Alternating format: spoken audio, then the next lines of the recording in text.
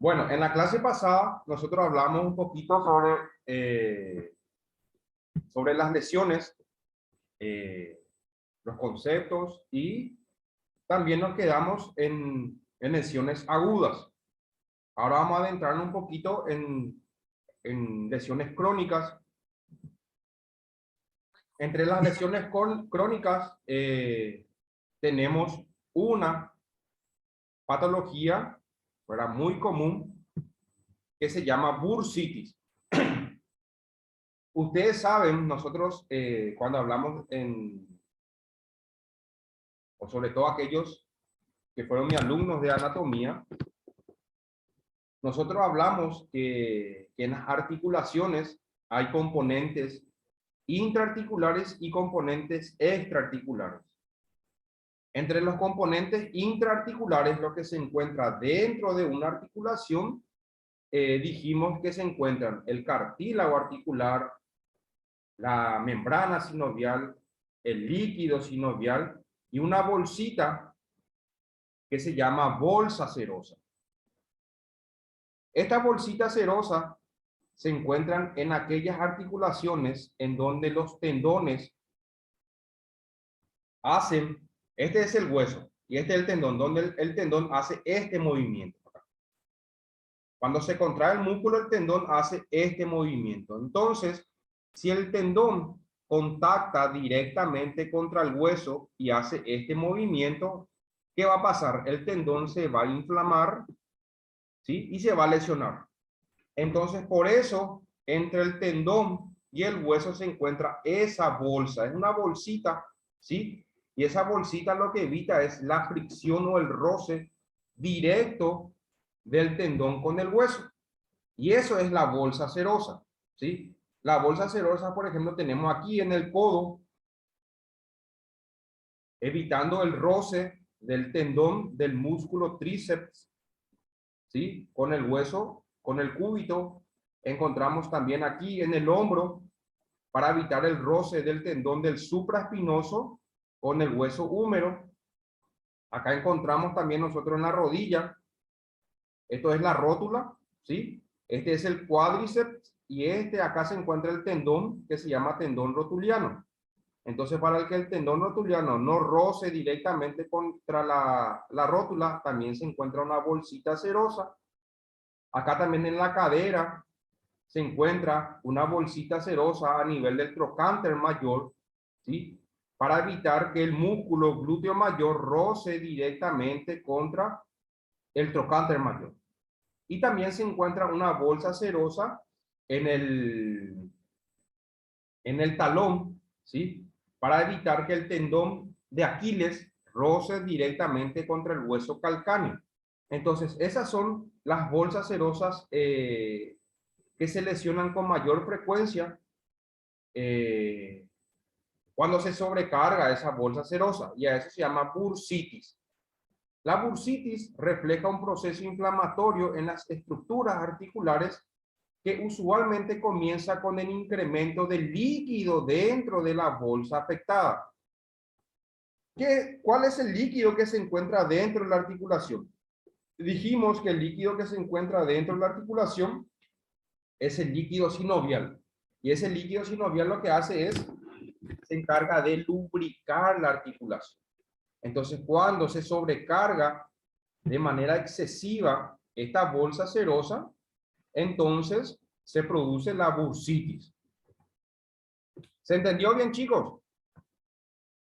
¿Sí? Bueno. Luego tenemos la famosa tendinitis, que seguramente ustedes habrán escuchado ya, que algún vecino, algún familiar haya sufrido este tipo de lesión. La tendinitis consiste en la irritación e inflamación del tendón, estructura que une el músculo con el hueso. Nosotros cuando hablamos en anatomía, dijimos que esto es el vientre muscular, es el músculo en sí, es donde se encuentra la masa muscular, las fibras musculares, ¿sí? Estas fibras musculares son las fibras que se contraen para generar y transmitir la fuerza. Entonces, cada músculo tiene un tendón de origen y un tendón de inserción.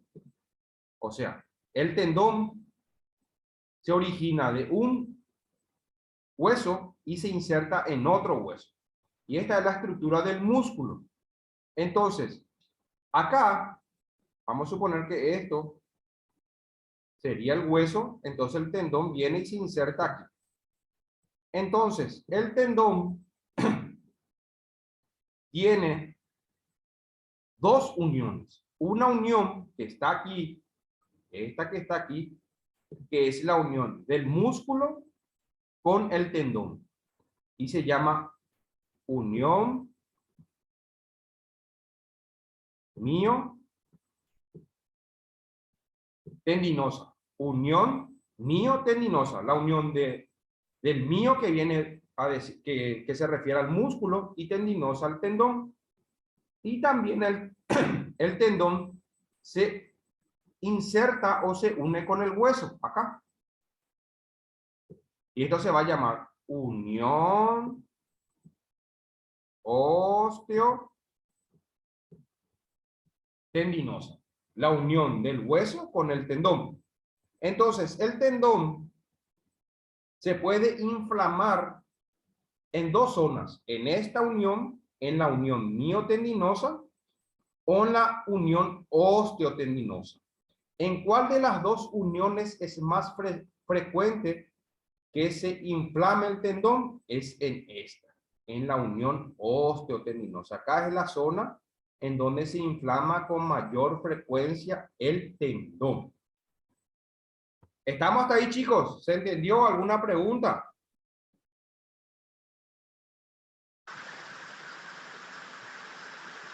Pregunten. Ninguna, profe. Ninguna. Bueno, está. Perfecto. Todo bien. Ok. Entonces, ¿cómo se puede inflamar el tendón? ¿Sí? ¿Cómo se puede inflamar el tendón? Voy a dar un ejemplo, porque nosotros vamos a hablar luego de una clase de tendinopatías. Esto es como una introducción de cómo se inflama,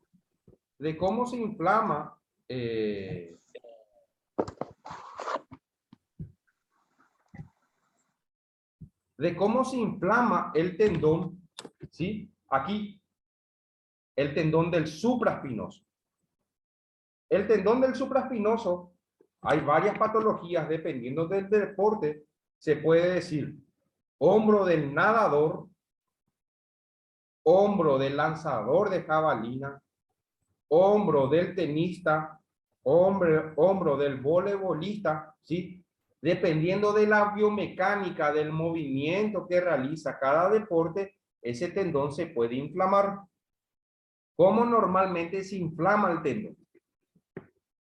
El tendón del supraespinoso normalmente se inflama cuando uno hace, esto se llama abducción, abrir el brazo se llama abducción de 90 grados acá. Cuando uno hace abducción de 90 grados, la cabeza del húmero, la cabeza del húmero, esta es la cavidad glenoidea y ahí se encuentra el tendón del supraespinoso.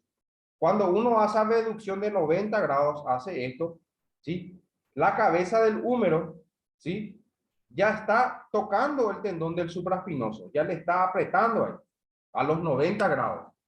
Y si vos haces más de 90 grados, ¿qué vas a hacer? Le vas a golpear al tendón, hace esto, hace esto, hace esto. Entonces le golpea al tendón y llega un momento dado donde el tendón ya no aguanta más y se inflama. Y ahí se produce la tendinitis del supraespinoso. Y esa es la tendinitis, chicos. ¿Se entendió bien? Ok.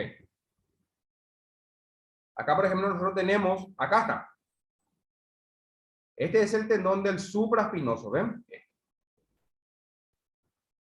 Y se inserta aquí en una estructura que se llama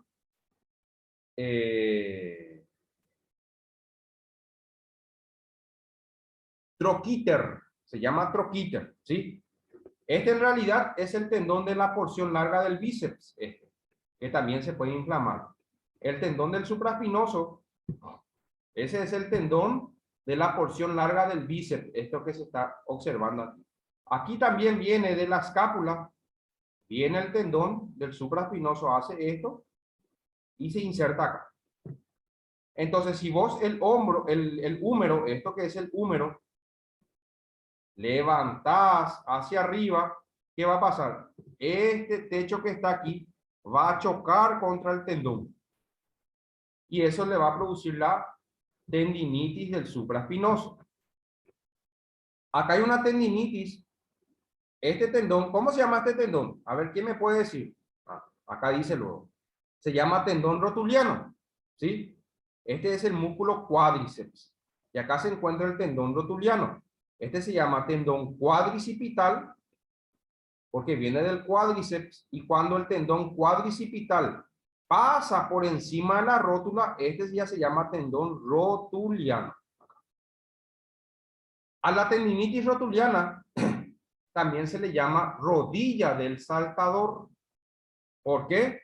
Porque ocurre en aquellos deportes donde hay saltos, en los que juegan básquetbol, handball, vóley, esos deportes donde implica salto.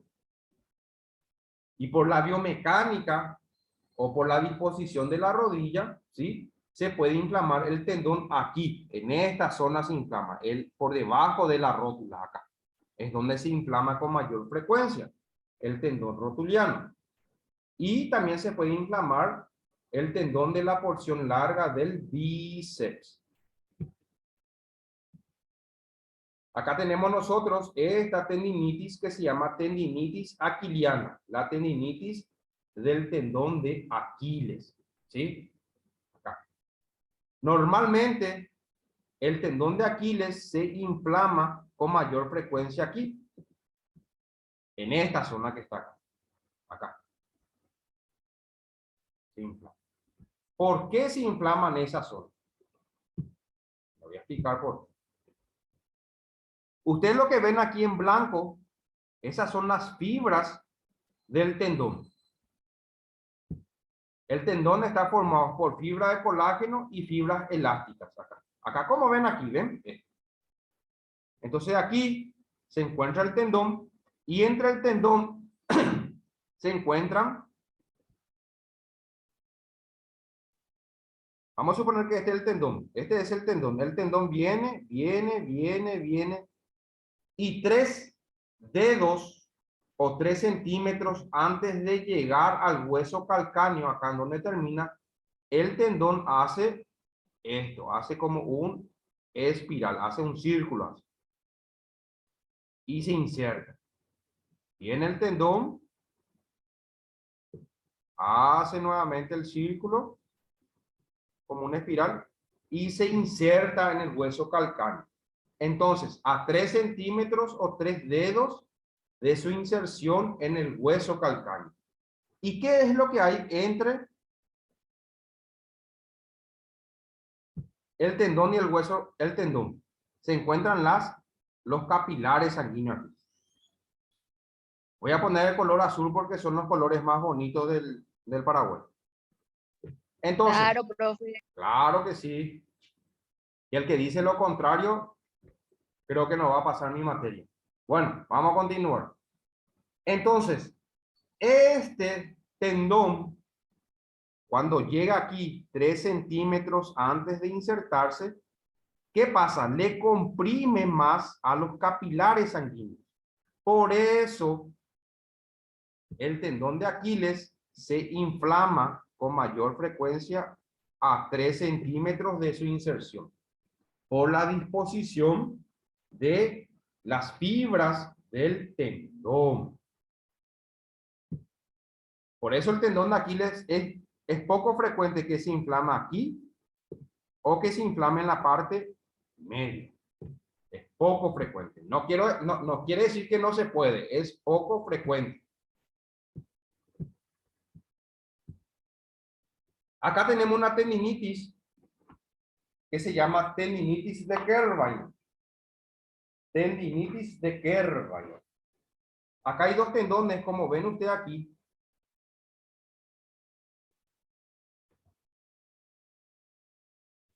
Este tendón es el tendón del abductor largo del pulgar y del extensor largo del pulgar. Y entre estos dos tendones se forma un huequito. Si ustedes hacen esto, llevan el pulgar hacia arriba, hacen hacia afuera, van a ver acá el tendón, acá.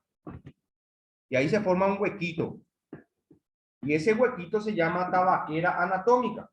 Tabaquera anatómica. Entonces, en esta zona, ¿sí? En dirección al pulgar aquí, se inflama el tendón y eso se llama tendinitis de Kerr. Esta tendinitis de Kerr se produce en aquellas personas que utilizan mucho los dedos y el pulgar. Por ejemplo, los que trabajan en la oficina y tienen el pulgar utilizando el mouse constantemente así. Entonces eso sobrecarga esos tendones y se inflama. Por ejemplo, los que trabajan son electricistas, los carpinteros, los pintores, las costureras, ¿sí? Ellos como utilizan mucho la mano, entonces el tendón se les suele inflamar. Y eso es tendinitis de Kerr. No vamos a entrar al tratamiento todavía. Luego tenemos una patología muy frecuente que se produce en la cara anterior de la tibia, acá, esto se llama tibia, que se llama periostitis tibial. Y la periostitis es una inflamación aguda crónica del periósteo.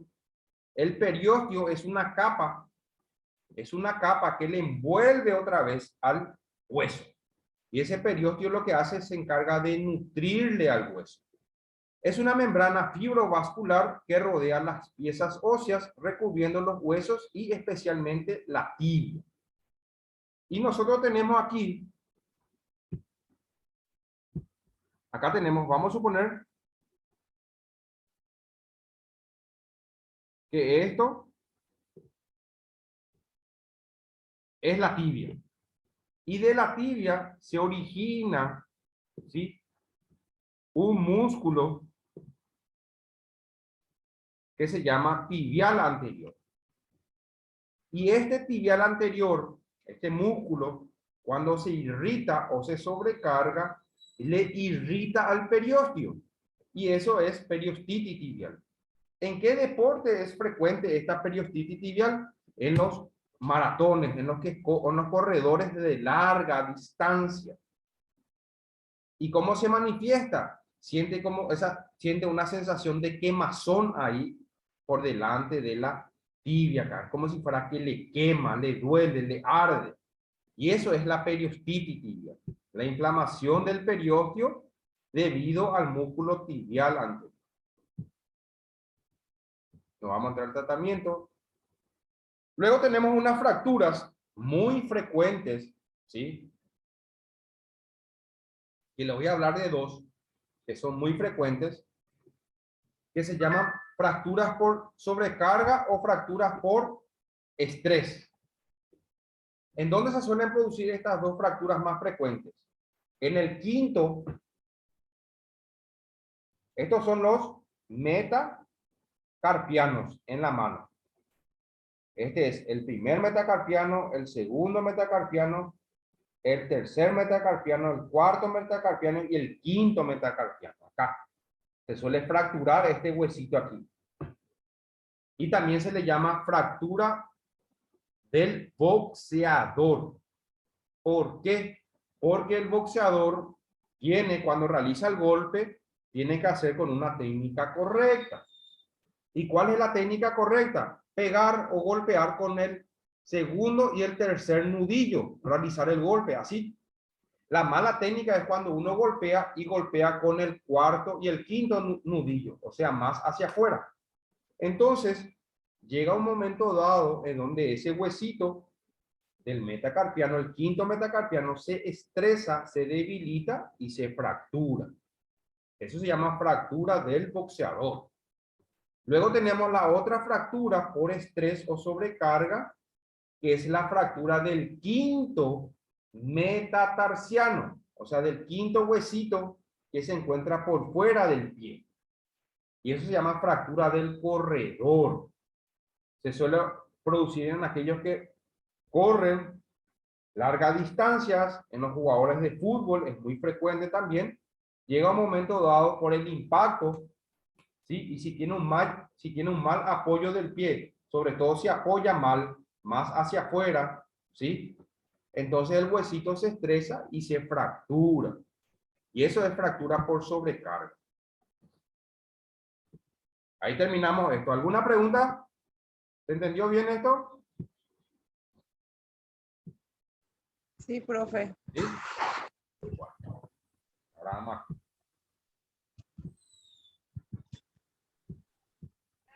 Todo claro, profe. Perfecto. Y ahora vamos a adentrarnos en esta clase, que fue lo que hablamos nosotros entre lesiones agudas la vez pasada, en lo que es esguince. Nosotros hablamos un pincelazo del esguince, ahora vamos a adentrarnos más a lo que es esguince y a lo que es una luxación. Y sí, vamos a hablar un poquito ya del tratamiento que se puede realizar en estos casos.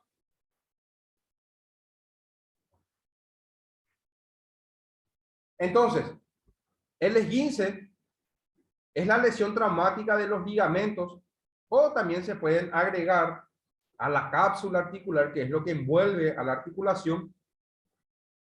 Nosotros dijimos que los ligamentos son bandas de tejido conectivo fibroso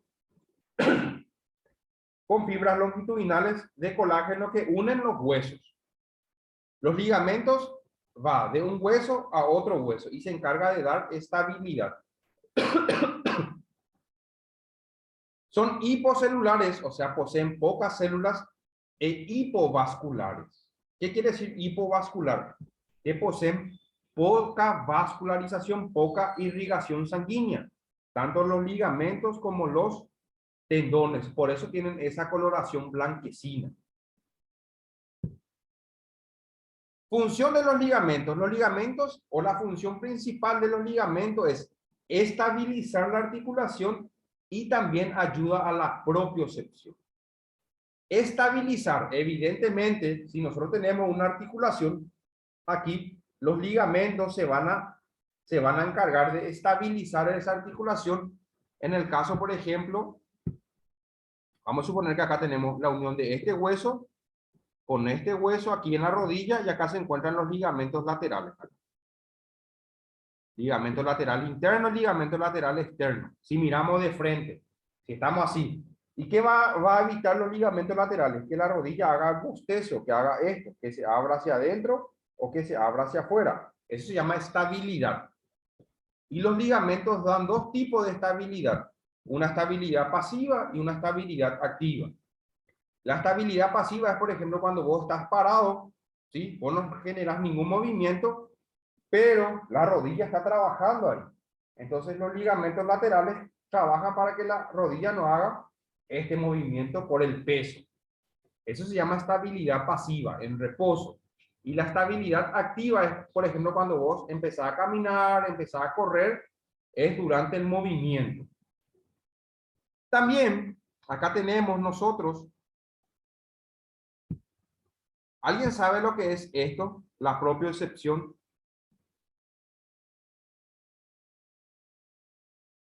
¿Alguna vez escucharon lo que es la propiocepción? La conciencia sobre el cuerpo. La conciencia, ¿sí? Conciencia sobre la ubicación en tiempo y espacio de los segmentos corporales, o sea, del cuerpo. Bueno, vamos a suponer que este es el cerebro. Acá.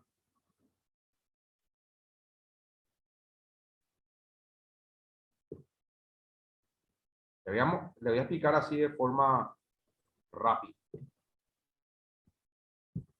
Vamos a suponer que este es el ligamento lateral, interno o externo, ¿sí?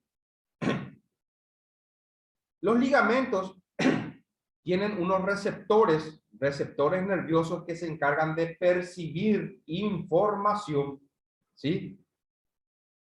Vamos a suponer que nosotros empezamos a correr y en un momento dado el ligamento lateral interno se tiene que relajar y el ligamento lateral externo se tiene que contraer. Entonces, esa información, estos receptores reciben esa información, envían la información al cerebro, ¿sí? A la cabeza.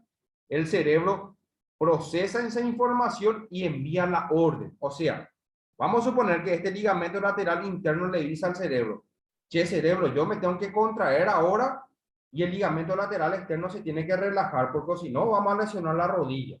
Entonces, se va la información llega al cerebro, el cerebro procesa la información y envía la orden. Y le dice, ah, bueno, entonces, vos ligamento lateral interno contraete y vos ligamento lateral externo relajate. Entonces viene la información, entonces uno se contrae y el otro se relaja. Eso se llama propiocepción, ¿sí? ¿Se entendió? Chicos, ¿se entendió bien? Sí, se entendió bien, profe. Bueno, entonces, por eso hoy en día, Sí, profe. ¿ok? Por eso hoy en día, los que trabajan ya en el gimnasio están ya en esa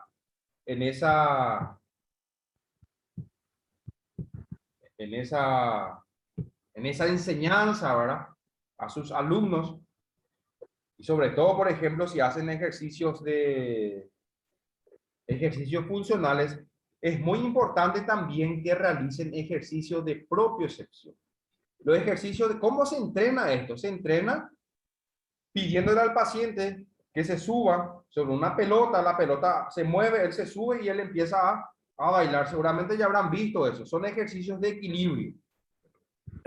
Entonces, gracias a esos ejercicios de equilibrio, ¿sí?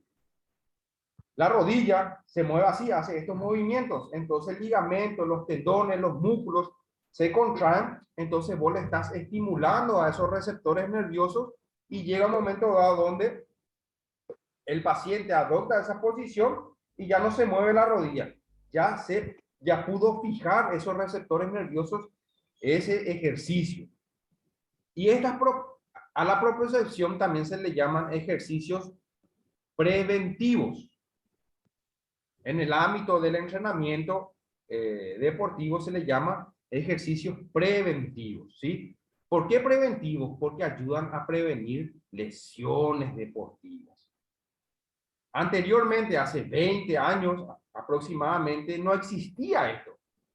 Nadie sabía qué es lo que era la propiocepción. Nadie sabía lo que eran los receptores nerviosos. Entonces, ¿qué pasaba? Había muchas lesiones deportivas. Por ejemplo, en un campeonato de fútbol, ¿sí? En una temporada, un plantel de 24 jugadores se lesionaba a 10 jugadores. Sufrían esguince, ruptura de cruzado, ruptura de menisco, desgarros musculares, ruptura de tendones, muchísimos tipos de lesiones. Una vez que se agregó, ¿sí?, los ejercicios de propiocepción a los entrenamientos que ustedes seguramente ven que se para sobre un taburete, el taburete, eso se llama tabla de propiocepción. Eso se mueve, él se apoya con un pie, se le tira la pelota, él patea. Una vez que se ideó este tipo de ejercicios, las lesiones disminuyeron. En un campeonato, ¿sí?, en vez de lesionarse 10 jugadores, se lesionaban 2, 3 o nadie. Eso es la propiocepción. Epidemiología, alta prevalencia, traumatismo, más frecuente evidentemente en el ser humano, en nosotros, sí. Generalmente dijimos nosotros que los esguinces se pueden producir por dos tipos de traumatismo. ¿Cuáles eran los dos tipos de traumatismo que dimos en la clase pasada? ¿Cuáles son los dos tipos de traumatismo? Directo e indirecto, profe. La diferencia entre uno y el otro, Carlos. ¿Cuál es la diferencia entre un traumatismo directo e indirecto? Indirecto es, por ejemplo, cuando es provocado por alguna causa externa. No, es al revés. El directo es cuando hay un golpe. Alguien viene de afuera, te golpea. Ya. Y el indirecto es cuando vos, por ejemplo, saltás, al apoyar el pie, te doblás el tobillo de forma involuntaria, por ejemplo. Eso es indirecto. 45% de las lesiones musculoesqueléticas que reciben atención médica, ¿sí?, tienen generalmente esguinces y luxaciones, y son 15 de lesiones deportivas, y sus diagnósticos son lesiones leves, no consultan. ¿Cuáles son las lesiones? ¿Cuál es el grado de lesión leve de un esguince? ¿Se acuerdan que hablamos de 3 grados nosotros? ¿Cuál era el más leve? ¿Cuáles los 3 grados? Grado 1. El grado 1. Y generalmente no consultan, se ponen hielo, toman algún tipo de antiinflamatorio y ya pasa. Y generalmente las lesiones leves son de resolución espontánea. Mecanismo de lesión, dijimos indirecto, mecanismos rotatorios o angulares sobre una articulación, ejerciendo una fuerza, una tensión. ¿Sí? Mecanismo indirecto es, por ejemplo, cuando uno pisa mal, corre, se dobla el tobillo de forma involuntaria. Las mujeres cuando usan tacones altos, van caminando, se quieren lucir, caminan por el empedrado o sobre nuestras maravillosas veredas, pisan mal, ¡tras!, se doblan el tobillo. En mi época generalmente, cuando se bailaba, las chicas generalmente se quitaban los tacones y bailaban descalza. Hoy en día ya no sé más si hacen o no hacen eso. Lesiones propias del adulto joven, ¿sí? Clasificación grado 1. Dijimos que era solamente una distensión del ligamento, sin desorganización, sin superar su resistencia, macroscópicamente intacto, microscópicamente pequeños. Hay una que se elonga el ligamento, ¿sí? Lesión de escasas fibras, síntomas leves y sobre todo no hay inestabilidad. Cuando hay un esguince grado 1, la inestabilidad no existe, no hay inestabilidad. En el esguince grado 2, dijimos ya que ahí se superan los límites de elasticidad, hay una ruptura parcial, ¿sí? Evidentemente los síntomas en un esguince grado 1, ¿qué va a ser? Dolor, inflamación, una inflamación leve y no hay inestabilidad. En el grado 2 ya va a haber mayor dolor, mayor inflamación, ya se va a agregar impotencia funcional, no va a poder apoyar el pie contra el suelo, ya va a haber, ¿qué va a haber acá? A ver si alguien se acuerda, cuando hay una ruptura parcial, ¿qué ella se va a observar? Una hinchazón. ¿Cómo, Marcos? Una hinchazón. Hematoma. Ya va a haber un hematoma, exactamente. ¿Y el hematoma cómo va a ser? El hematoma va a ser leve, ¿sí? Puede haber equimosis, que también se le dice hematomas, y ya va a haber cierto grado de inestabilidad. Evidentemente, el tobillo ya va a ser un juego, ¿sí? Ya hace un juego.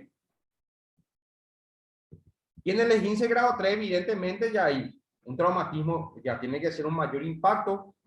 Hay una ruptura completa del ligamento, ya la impotencia funcional va a ser severa, el dolor va a ser mayor, la inflamación va a ser severa, el hematoma ya va a ser severo, la inestabilidad va a ser severa, ya hay una ruptura total del ligamento y puede asociarse a lesiones osteocondrales. ¿Qué es lesiones osteocondrales?